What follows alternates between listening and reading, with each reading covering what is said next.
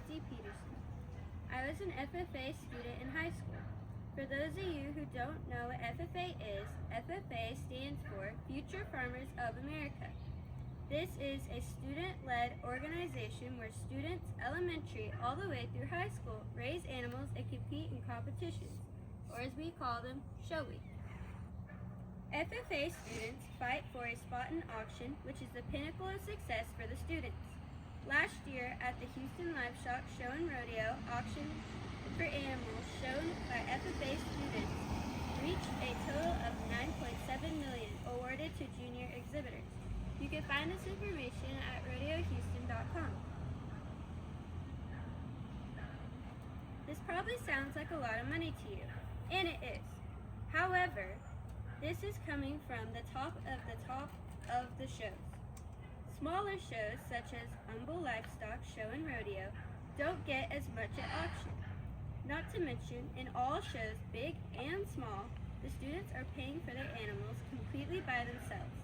And not all students make auction, and even if they do, they still may not make back the money they spent to raise their animals. Aside from showing animals, FFA students participate in LDEs and CDEs. LDEs are leadership development events, such as speaking events, team events, awareness projects, and even knowledge-based competition, based on what FFA stands for. CDEs are career development events. These events test your knowledge on certain agricultural knowledge of skills or industries. However, these events are also underfunded, as well as the classes that teach these skills. This evening, I want to dig into why FFA students deserve more funding and potential avenues of how to get it. The problem is that some kids can't join FFA or participate in these classes or raise an animal because they don't have the money. Teachers also can't teach certain classes with certain skills, such as welding or floral classes, because of lack of funding. I feel as though no student should be left out of the program that could change their life just because they cannot afford it.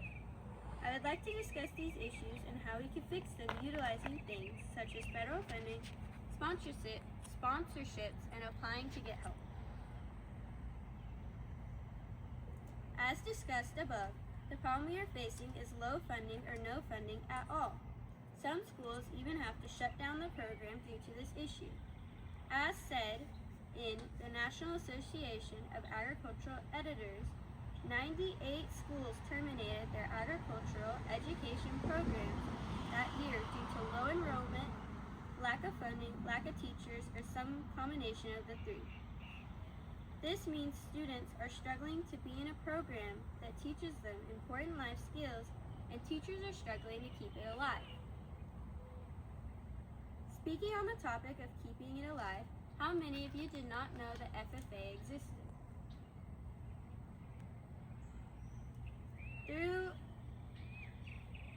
FFA is not put out there enough. There are so many people unaware of its existence.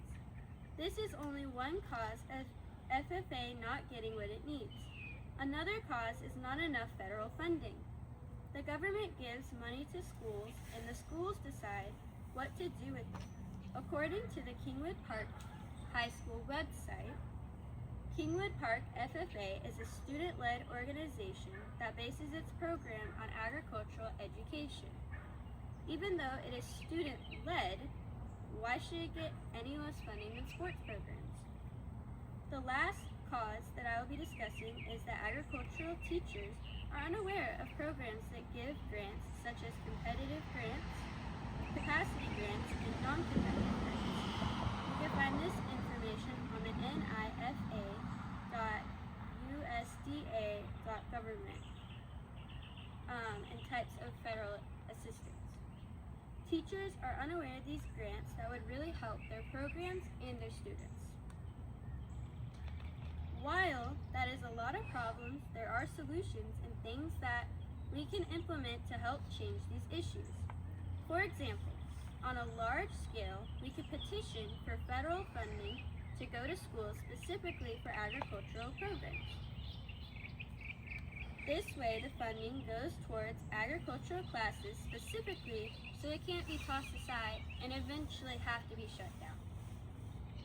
On a more local level, we can get out the word of FFA and what it's about to large companies.